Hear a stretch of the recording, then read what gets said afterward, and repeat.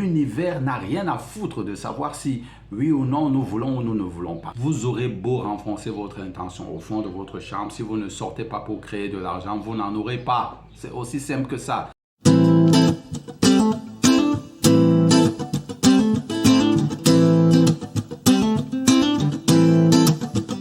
Bonjour et bienvenue à cette vidéo. Je suis Didier Mayem de Be Different. Ça fait un bon bout de temps que je n'ai pas fait une vidéo, vous m'en excuserez. Très ballotté par les différents aspects de mon business.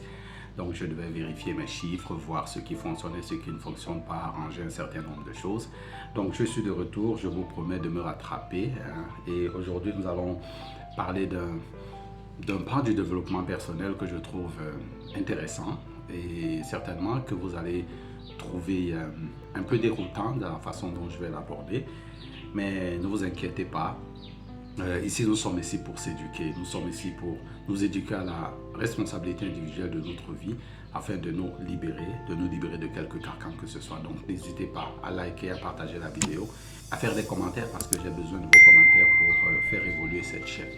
Nous allons donc parler aujourd'hui de l'univers. Est-ce que l'univers c'est une nouvelle arnaque ou bien c'est une arnaque encore plus que celle que le développement personnel nous a déjà offert? On va regarder ça avec mon œil critique que j'ai d'un livre et d'un écrivain que je respecte beaucoup. J'ai lu beaucoup de ses livres et ce sont des livres assez intéressants, mais celui-ci je vais le débunker et dans la prochaine vidéo je vais prendre des choses avec lesquelles je suis d'accord et puis je vais discuter de ça pour la prochaine vidéo, certainement cette semaine toujours. Donc, de qui est-ce qu'il s'agit? Il s'agit de Wayne Dyer et du livre Le pouvoir de l'intention. C'est un livre que j'ai en poche depuis un certain temps et je me demande est-ce que je dois en parler, est-ce que je dois discuter de ça parce qu'il y a tellement de contradictions à l'intérieur que je me dis est-ce que ce sera constructif, est-ce que ce ne sera pas constructif? Mais vu que l'objectif de cette scène c'est d'éduquer et puis on peut apprendre aussi des choses qui sont incongrues. Donc, bienvenue à cette vidéo qui sera peut-être un peu incongrue de votre part. Alors, mais qui est Wayne Dyer? Wayne Dyer était un écrivain prolifique parce que il est né le 10 mai 1940 et il est mort en 2015, le 29 août 2015. Donc, ça fait pas très longtemps qu'il est mort. Il a écrit des livres magnifiques. Je vais mettre quelques-uns ici tout autour. Quelques-uns que j'ai lus, Vos zones erronées. C'est un livre assez intéressant, très intéressant même. Je crois que c'est le premier livre de Wayne Dyer que j'ai lu et qui m'a particulièrement frappé. Il est tellement vrai, il est tellement concis, il est tellement concret.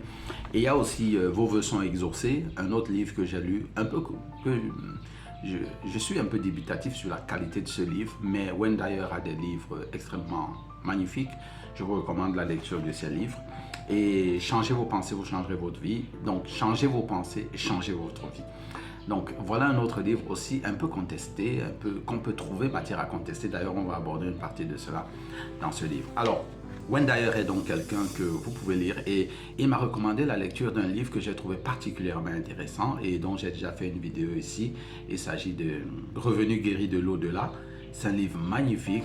Allez regarder cette vidéo et si vous avez la possibilité d'acheter ce livre, achetez-le. Le pouvoir de l'intention est un livre qu'on peut classer dans le livre des développements personnels.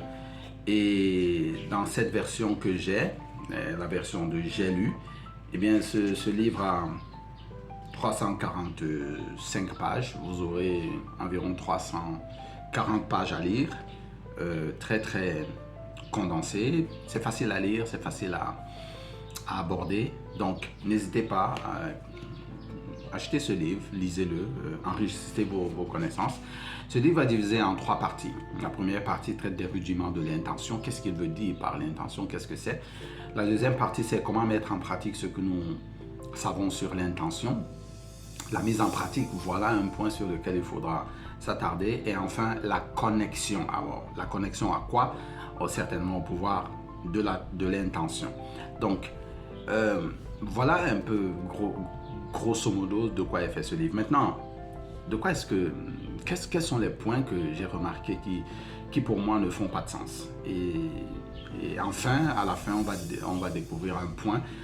Le point sur lequel je me dis, l'univers, c'est encore une nouvelle arnaque du développement personnel. Mais ça, c'est mon avis à moi.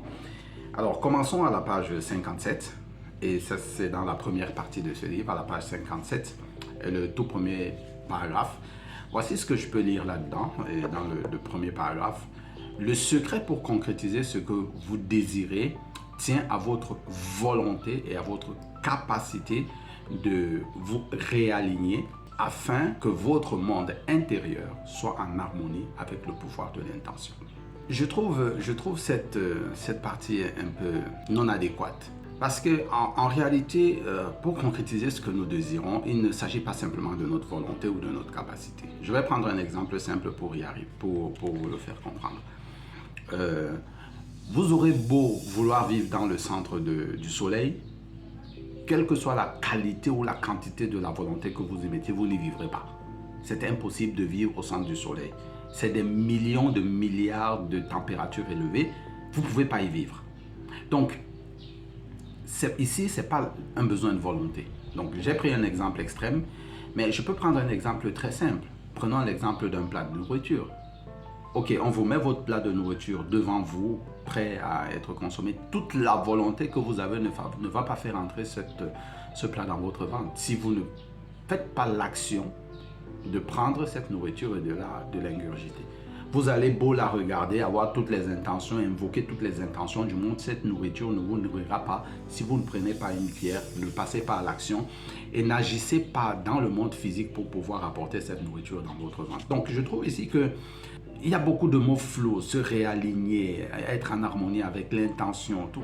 C'est des mots assez flous qui ne disent pas exactement ce qu'il faut faire et comment il faut le faire. Et surtout que quand vous apprenez à nager, vous entrez dans l'eau et on vous dit, allez, vous faites comme ça, vous agissez comme ça, vous agissez comme ça. Ici, c'est trop flou. Et ça ne s'arrête pas là. À la page 58, il utilise encore des mots encore plus flous. Il dit, pour réussir à manifester une idée dans votre réalité, vous devez être prêt à faire un saut dans l'inconcevable, puis à retomber sur vos pieds en contemplant non pas ce qui vous manque, mais ce que vous souhaitez obtenir.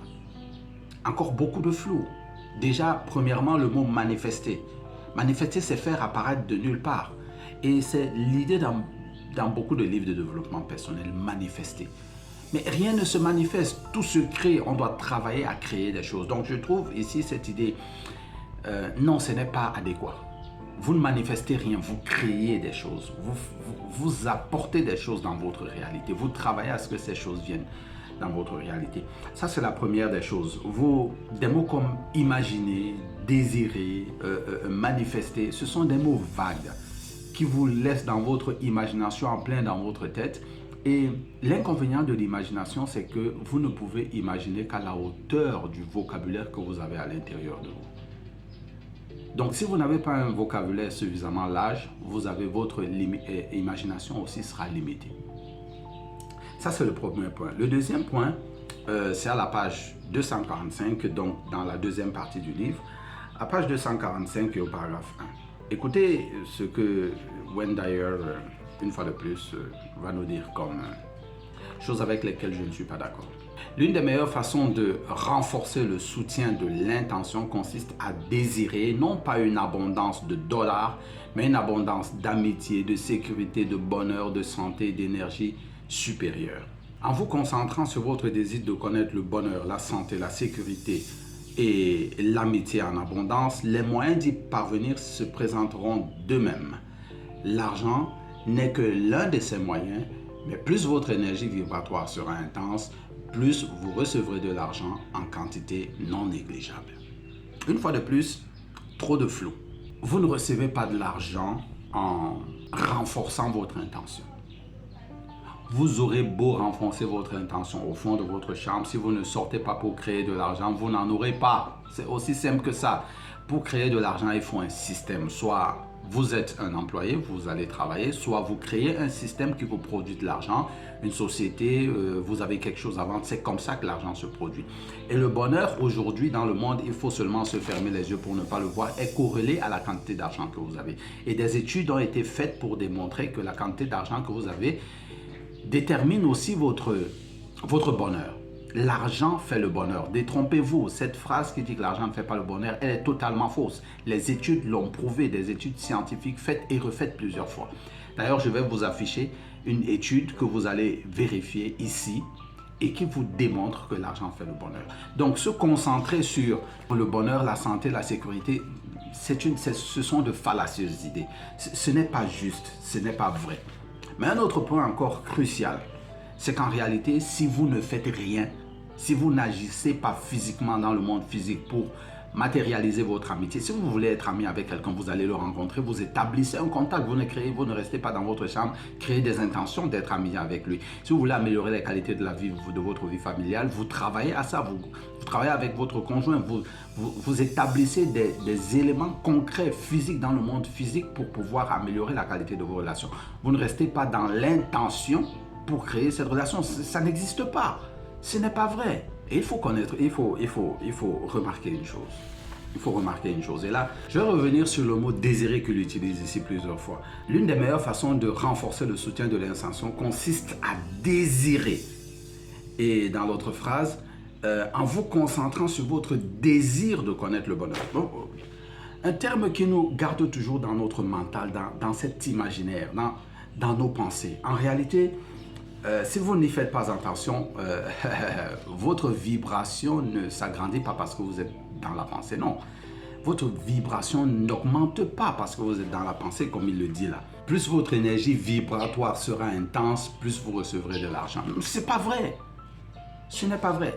Déjà, qu'est-ce qui fait monter notre énergie vibratoire? Premièrement, ce n'est pas nos pensées, ce n'est pas notre imagination, absolument pas. Nos vibrations créent nos pensées. Et nos vibrations sont créées par nos croyances. Et nos croyances sont créées par notre éducation. Et notre éducation est basée sur notre vocabulaire. Donc en réalité, ce qui augmente notre vibration, notre taux vibratoire, c'est notre vocabulaire.